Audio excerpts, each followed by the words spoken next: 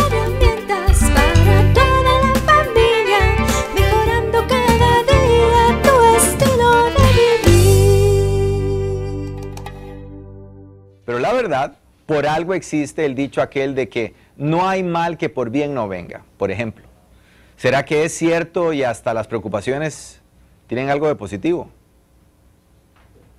¿Opina que podemos encontrarle algo positivo a las preocupaciones? Claro, podemos, las preocupaciones, si en este mundo nosotros nos dedicáramos a hacerle un estudio del porqué de las preocupaciones, nos conoceríamos más profundamente a lo que somos y qué es lo que queremos y hacia dónde vamos y por qué a veces tenemos tantas preocupaciones que las podemos evitar. En sí nos ejercitan nuestro pensamiento y nos hacen meditar. Si no hay preocupaciones, imagínense que este mundo fuera solo, sin preocupaciones, sería como esa sonrisa suya que sale todo el tiempo, ¿verdad? Lleno de alegría, de dulzura, pero las preocupaciones Ahí existen. existen y debemos de saberlas llevar, ¿verdad? ¿Usted tiene preocupaciones? Varias. ¿Como cuáles? Más o menos, si se puede saber alguna. Ya, y como la crianza de los hijos, digamos, que ahora cuesta mucho criarlos, ¿verdad? Por varias situaciones que se presentan. ¿Qué hace usted? Porque a todos nos ha pasado. ¿Qué hace usted cuando está bien preocupada por algo? ¿Qué pasa? Generalmente salgo a caminar para desestresarme, ¿verdad? O salir a divertirse a algún lado para desestresarse. Salir a divertirse, eso está bonito. Entonces, El remedio contra la preocupación es una buena fiesta. se podría decir. ¿Usted diría que hay algo positivo en las preocupaciones? Porque de eso vamos a hablar, entonces no sé su opinión. ¿Qué de bueno tiene que exista alguna preocupación? Bueno, en realidad yo pienso que eso le ayuda a uno para ir sacando las cosas adelante, digamos, las preocupaciones adelante. Entonces uno tiene que ponerse a pensar qué hacer y qué no, digamos. Y en su caso, cuando se preocupa camina, entonces hace ejercicio. Sí, en realidad le ayuda, tiene otro pensar que es hacer el ejercicio, digamos. O sea, si uno la ve a usted dándole vueltas al parque como loca, mira. Estoy en realidad preocupada. ¿Usted cree que tienen algo positivo o no? Creo que sí, es parte de estar bien, ¿verdad? Si no estamos preocupados, entonces creo que no vamos a estar tampoco felices, ¿verdad? No vamos a saber el peso de la felicidad o del dolor. Creo que es parte de todo. El estar preocupado es un paso a seguir. Ya. Pienso así. Como para que crezcamos más. Como para crecer, Ya. 100%. Okay, porque una señora me dijo que hacía ejercicios cuando estaba preocupado, que eso era bueno.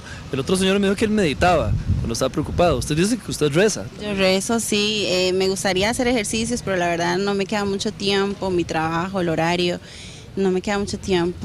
Pero podemos decir que lo positivo es que reza más. Rezo más.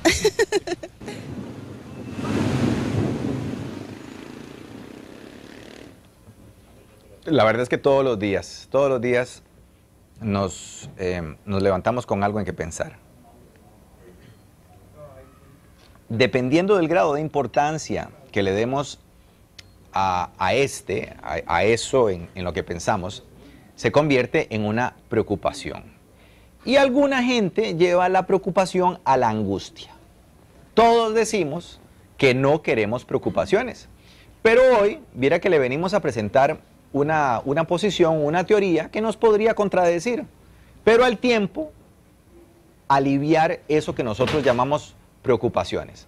Así que le invitamos para que se siente a escuchar a nuestro invitado, Wagner Eduarte, psicólogo. Él es el director del Centro de Investigación de la Persona, el Grupo CIP, que nos, hace un tiempo él me había propuesto ese tema y la verdad es que se me había quedado ahí dando mucha vuelta. Feliz año nuevo. En tantas preocupaciones. Igual, Edgar. Feliz año, un gusto saludarte, un gusto saludar a toda la gente. Gracias por seguir con nosotros después de cuántos años, negro. Ay, 14 años. 14 años. 14 años. La verdad ha sido una experiencia muy linda compartir con la gente y precisamente estuvimos pensando el año anterior en desarrollar este material porque construimos un curso a través de la internet, de la página nuestra de www.herramientasdesuperación.com.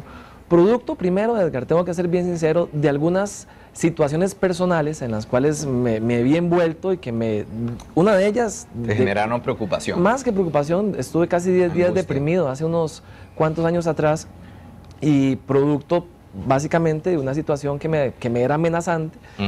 Y después de esa experiencia personal me llevó a rescatar un poco la experiencia que uno tiene en el día a día con la gente. Cuando trabajas con personas todos los días creces, y entonces me di cuenta de que definitivamente había un problema serio en el tema de las preocupaciones.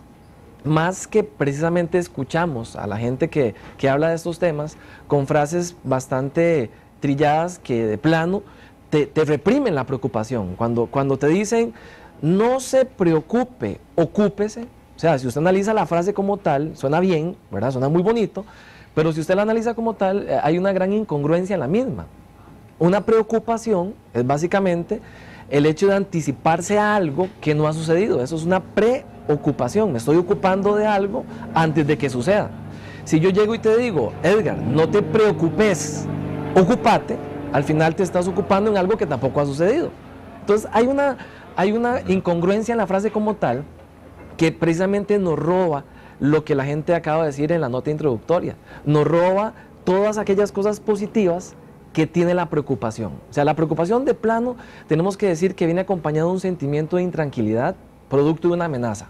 La señora decía, me preocupa la crianza de mis hijos, decía ella. En el mundo en el que estamos, estoy preocupada por eso. Hay un sentimiento de intranquilidad. Lo que pasa es que la preocupación como tal tiene un elemento mucho de pensamiento, es un elemento cognitivo. Se desarrolla a partir de la mente, y lo decías muy bien, cuando introdujiste el tema, dijiste... todos los días nos levantamos con algo que pensar. Y dependiendo de la importancia, esa fue la palabra que usted usó, dependiendo de la importancia tiene que ver con el significado que uno le da a las cosas, y ahí es donde entra el pensamiento. Entonces, cuando de plano nos enseñan el paradigma de la preocupación como algo malo, ¿qué es lo que sucede? Que no aprendemos a ver la preocupación como el mecanismo que simplemente tiene en la vida, y esa es la función psicológica de la preocupación. El mecanismo de solución, de búsqueda de soluciones. Gracias a la preocupación, uno comienza a planificar el futuro inmediato.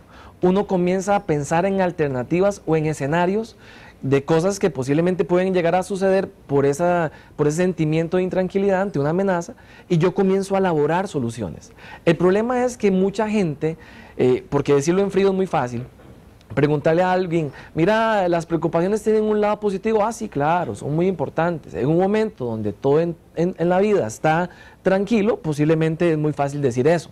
Pero cuando ya estás en un evento que te está generando carga emocional, que te está disparando emociones desagradables y disfuncionales, ahí es donde lamentablemente transformamos la preocupación, que podríamos decir que es algo normal, algo totalmente natural y hasta necesario, en algo que ya deja de ser normal, que deja de ser necesario, como lo que decías de la angustia. O sea, déjenme ampliar nada más muy rápido el tema para que lo veamos desde aquí. Es como que yo diga que el enojo es malo. No, el enojo en sí mismo no es malo. O sea, el problema está en lo que usted hace con el enojo. Cuando usted transforma el enojo en ira, ahí estamos hablando de algo que ya deja de ser conveniente para el ser humano. Lo mismo sucede con la preocupación. Otro ejemplo más, la tristeza en sí misma no es mala. Usted escucha a la gente decir, nunca usted tiene que estar triste, sea feliz. No, perdón, la tristeza es el recurso por excelencia, o voy a decirlo de otra forma, es el principal motivador de un ser humano, la tristeza. Y cuando uno explica esto en los cursos, la gente dice, ¿cómo? Suave, se rasca en la cabeza, pero suave, a mí me han enseñado que la tristeza es negativa. No, al contrario, son los momentos de tristeza donde uno se replantea mejor en la vida. El problema está cuando uno permite que la tristeza se convierta en depresión. Lo mismo sucede con la preocupación. La preocupación como tal es necesaria, porque me ayuda a planificarme. Ese es el lado positivo, me prepara a algo que no ha sucedido. Me prepara, me da un plan B ante aquellas cosas que ya sucedieron, o incluso me da alternativas cuando se ve uno lo peor de lo que pensé que podía pasar. Pero cuando se viene eso peor, ese escenario peor, ya tengo alternativas y tengo mayor capacidad de respuesta. El problema entonces está en cómo hacemos, en no permitir que la preocupación se nos vaya al nivel de angustia que estabas mencionando. Ok, nada más como para amarrar estos primeros conceptos que vos acabas de decir. Preocuparse es prepararse, así lo puedo resumir. Exacto, me gusta esa forma, sí, sí, total. Preocuparse es prepararse para lo que venga, prepararse para algo que ha pasado y que estoy viviendo. Correcto. Ok, enfrentarlo. Hay otras, y aquí me gustaría apoyarme con mis compañeros, definimos, preocuparse es estar listo antes de que las cosas sucedan, es tener un plan B por si las cosas suceden, Ajá.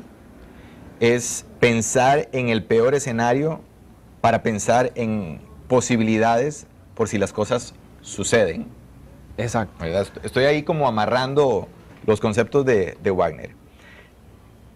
Ya me dijiste cuando la preocupación es sana, pero detengámonos en cuando la preocupación es malsana o insana. Cuando ok. llega angustia, lo que yo dije. Ok, sí, es que digamos, el tema es un poquito complicado a veces porque eso lleva a definir muchos conceptos que lamentablemente usamos muchas veces a la ligera, ¿ok? A veces hablamos mal, por ejemplo, de la ansiedad, entonces creemos que sentir ansiedad es algo negativo. Igual, un asunto es la ansiedad, otra cosa es la angustia. Entonces, cuando hablamos de preocupación insana, estamos hablando donde ya hay un malestar interior en la persona, donde eso te está generando, estás generando problemas a nivel físico, que gastritis, que migraña, que colitis, ya no te cuesta conciliar el sueño, y obviamente todo esto te resta efectividad en tu día a día, empobrece tu desempeño, puede generar incluso problemas en tus relaciones interpersonales porque andas enfocado en algo que todavía no ha sucedido, pero en tu mente ya está sucediendo, y entonces ahí es donde se convierte en algo insano. El punto aquí sería más bien, ¿cómo hago yo para manejar una preocupación del lado positivo, de la forma sana? Y ahí donde tal vez la primera herramienta que nosotros podríamos plantear el día de hoy es aprendamos a identificar precisamente algunos elementos, algunos ingredientes que nos pueden ayudar a decir, aquí estamos del lado sano y ya, atención, hay señales de alerta que nos están diciendo nos vamos por la parte o por el camino incorrecto. Por ejemplo, cosas muy básicas. Cuando hablamos de una preocupación sana, en la preocupación sana lo que hay es una sensación de alerta. Okay. ¿Qué es estar alerta? Simplemente estás pendiente de cada detalle que está sucediendo en tu entorno para pensar en posibles formas de responder a él. En la preocupación insana ya no es una actitud de alerta que tenemos, sino que ya es una actitud de afán. La preocupación como tal, lo decías hace un instante atrás, te lleva a vivir en el futuro. ¿Okay? ¿Qué es lo que pasa a vivir en el futuro? Que eso se transforma en un derroche de energía.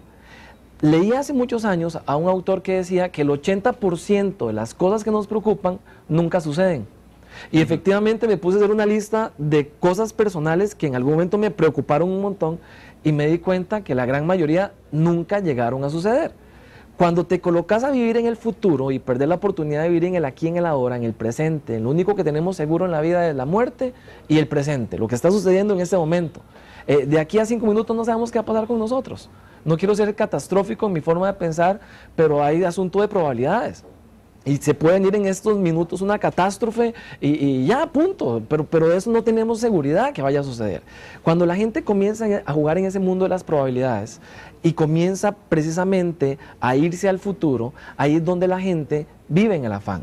Y se roba a sí mismo la oportunidad simplemente de estar conectado con el presente y de comenzar a proyectarse a ese futuro que tal vez estoy viendo como una amenaza, pero no logro elaborar un plan. Cuando estamos en una preocupación sana, además de que estamos en una actitud de alerta, comenzamos a activar la creatividad. El mecanismo por excelencia de la creatividad es la preocupación. Toda la gente que se ha puesto en algún momento a vivir preocupaciones es la gente que ha creado cosas increíbles en su vida. La señora que decía, es que me preocupa muchísimo la crianza de mis hijos, por cómo está el mundo. Qué bueno que le preocupa, señora, porque eso le va a obligar, por ejemplo, no es un comentario machista, nada más estoy buscando el contexto para poner a la ilustración. Si la señora tiene hijas, y entonces va a tener que sentarse con sus hijas porque está preocupada por lo que está pasando en el mundo y hablarles de sexualidad. hablarles de cómo escoger pareja. Gracias a la preocupación, ella va a generar desde la creatividad espacios para poder acercar a sus hijas y a influir en ellas. Entonces, la preocupación como tal, además de darte una actitud de alerta, además de ponerte a activar esta creatividad, la preocupación te sirve muchísimo, Edgar, a buscar la forma, ¿cómo lo puedo plantear aquí? A vivir la vida como un reto, como una visión de reto. Okay. Eso es la preocupación sana. La preocupación insana es todo lo contrario. En lugar de verlo como un reto, lo ve como una amenaza. Ejemplo típico. La gente se le acerca a uno después de las capacitaciones y generalmente hay alguien que te llega a decir cosas como estas. Mire, es que verás que usted no da cursos de cómo hablar en público. Es que verás cómo a mí me da miedo hablar en público. Entonces yo le digo, siempre le digo lo mismo a la gente.